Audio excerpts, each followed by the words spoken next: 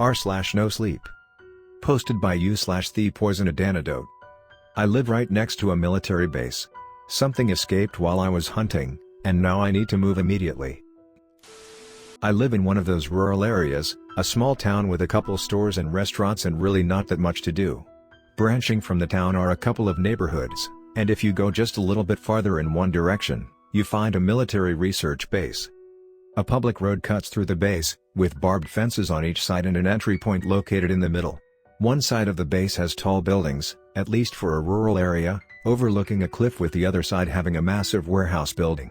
Despite the outside looking old and rusted, you can glimpse some high-tech machinery entering and exiting the building with an odd insignia on the side. On the other side of the road, with the giant warehouse, the base fences off into the woods. Hunting-zoned woods.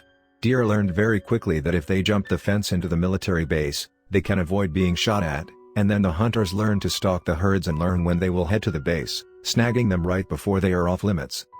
That's where I found myself when it happened.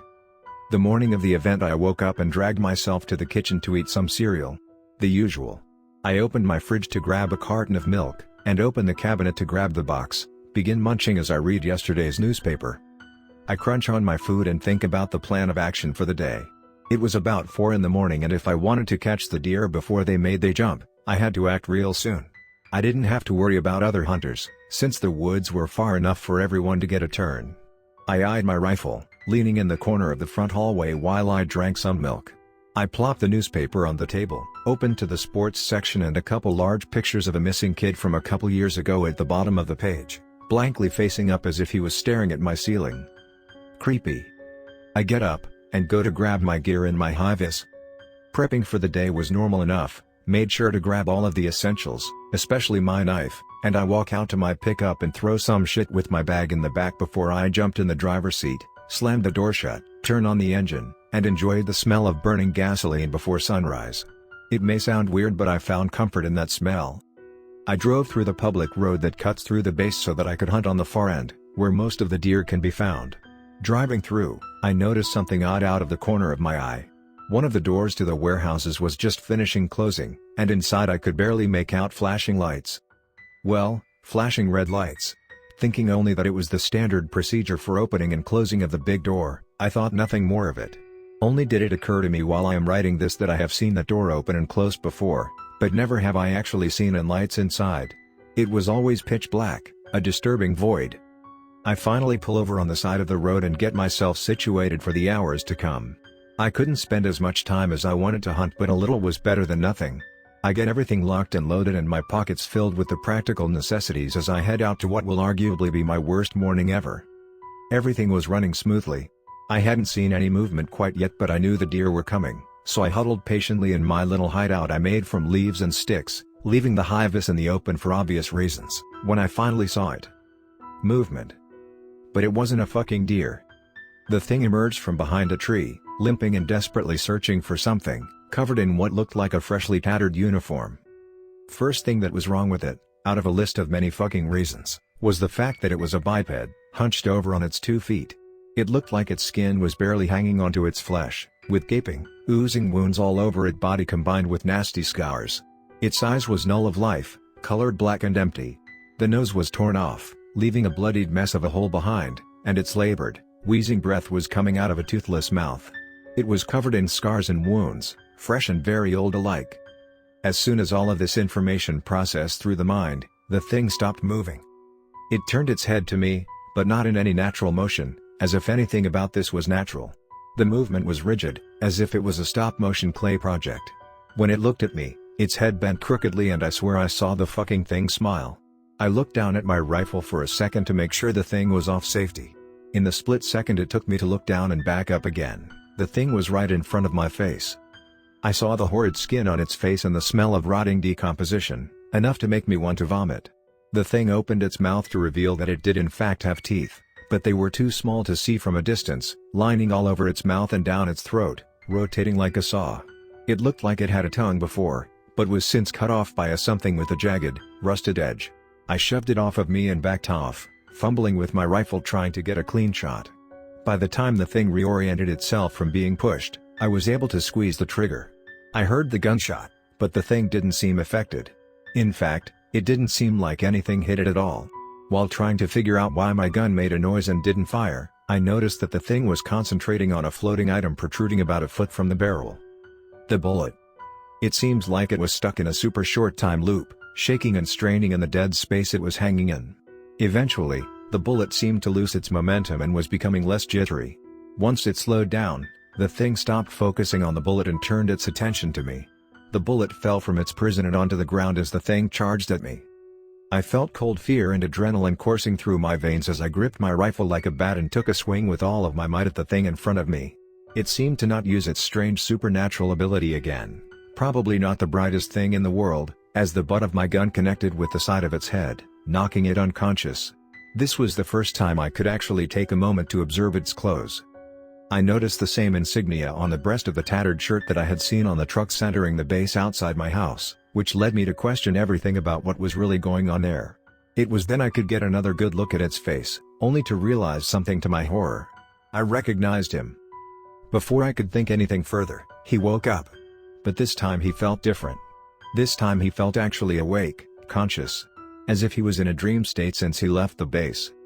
He reached for my gun before I could do anything about it, extended his arms unnaturally, rested the barrel of the gun in his mouth, and... Well, I don't want to get into details about what happened next, and the aftermath was all over the place to the point where I couldn't make any details on his face at all, much less remember where I recognized him from. After recovering from the shock, and realizing this was all too much for me, fuck the deer, I'm out of this place, I hightail it back to my pickup, start the engine, and drive as fast as I can home. I took a much longer loop, avoiding having to go through that base again. Eventually, I finally make it home, but the thing still haunted me as I went through the door of my house. Where have I seen him before?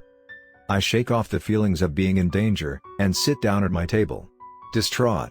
My head was buried in my hands as I was trying to convince myself I wasn't insane. What felt like 10 minutes went by before I looked up. And then I saw the newspaper.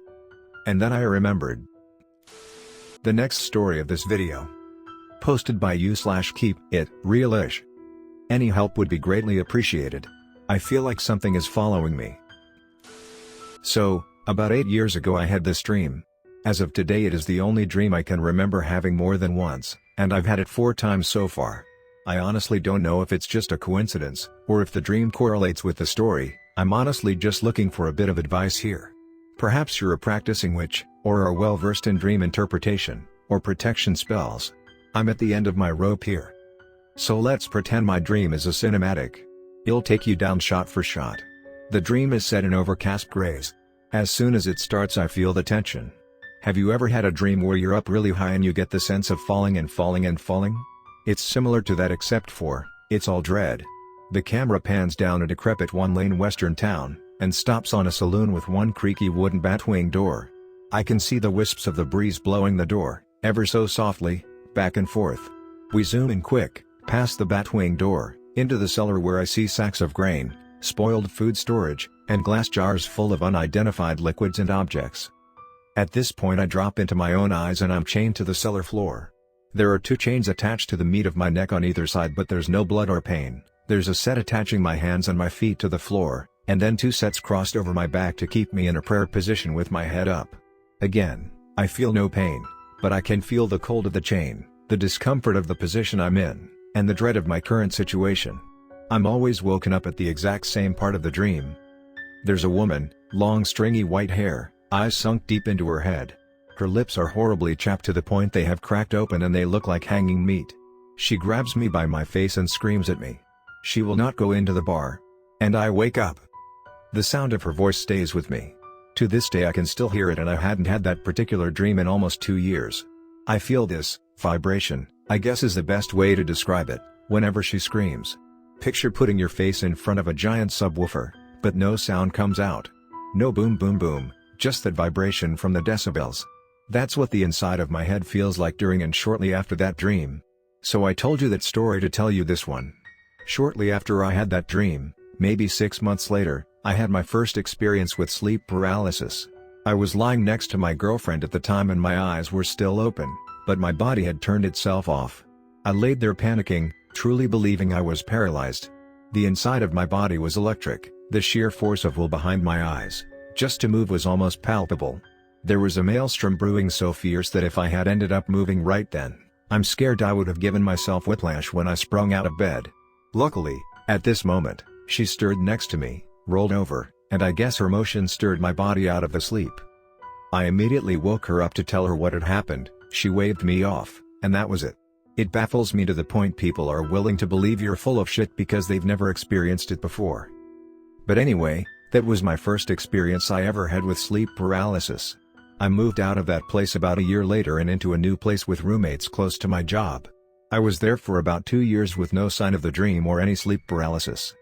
I had 4 roommates at the time and the guy who had the house called a meeting. He was selling the place in a few months and we all gotta find new places to stay. I didn't know what to do, until another buddy came by the house one night. I told him the situation. He said he lived 20 minutes away, come stay with him, $400 rent, I'm in. That night I had the dream again. Woke up at the same scream, the same feeling in my head. I chalked it up to stress. I moved into the house I'm in now, about 3 years ago. The first time I was left by myself in the house I woke up because I had the feeling somebody was watching me. I got up to use the bathroom and I heard 3 coughs come from my roommate's room. He's the door directly across from me. If I lean a bit I can touch his door from the threshold of my room. I put on my house shoes, opened my door, couldn't have been more than 10 seconds later and walked out into the hallway. His door was open, nobody was in there. I looked out the back door and the dog is in the backyard running around. I opened the front door to look into the driveway. The only car there was mine. Somebody coughed in that room. I'm not crazy. I know it. The next time anything had gone down was about 6 months after that. I was laying in my room with my back to the door. I had closed it before I laid down for a nap. I feel something yank on the covers fairly hard and I figured Kilo had gotten into my room somehow and was trying to wake me up for pets cause my roommate wasn't home. I roll over and the door is still shut, nobody is there. I told my roommate about it and he says this is a brand new house and he's the first owner so he doesn't know what it could be. I'm probably just tired. Then the sleep paralysis started. I went from one in my entire life, to once a week, and this time I couldn't trust my brain in the slightest. I started seeing things. 2 separate things for that matter. One was small and gangly. I saw it the first time when I had fallen asleep with the covers bunched underneath my chin so it made a bit of a mound. I felt something plop onto my bed and just shortly after I saw the top of its head and eyes pop up from behind the mound of blanket. It was full panic as its face inched closer to mine and I was finally able to break free from it and move. Once I could move, it was gone. We had a second roommate there for about 2 months while his house was being renovated. Super tall guy, 6'5", let's call him Bob. After he left I had an episode where my door was still open. I saw a super tall person tiptoe into my room. This is where things were weird. I wasn't scared, I remember it having this look of wearing a fur coat. A big one similar to that one Macklemore wore in the thrift shop video. The thing came and stood over my bed, opened its mouth wide, put its hands up in the air and started waving then back and forth. But it was extremely fast, made it look like a blur. I remember thinking, Bob is gonna hit the fan if he keeps waving his arms like that. Then the blur got faster, and it gave off a vibrate inside my head that woke me up fully. The same vibrate that happens in my dream. Then I had the dream again a week later, then the biting started. I woke up out of my sleep one night because it felt like something bit the shit out of me. I jumped up out of bed, slapped at the area, and flicked the overhead light on. Nothing, looked at my stomach, no mark, no nothing. This happened on 3 separate occasions, all with the same outcome. There are no bugs, no nothing. We regularly get sprayed for things like that when we get our lawn maintenance done, so that was out of the question. Then I started waking up with unexplained cuts and bruises. I never in my life have been the type to bruise easily, and I'd remember hitting something that hard or cutting myself at work so I feel like things have just escalated. Which leads me to now, I had the dream again about 2 weeks ago. Today I was fucking around on Snapchat and it recognized 2 faces while I was alone. The text at the bottom of the filter said please don't try this with a friend. If you read this expecting to have a conclusion all wrapped up nice in a bow, I apologize. I could just use some help. 'Cause I feel like whatever this thing is, it's getting closer and steadily more violent.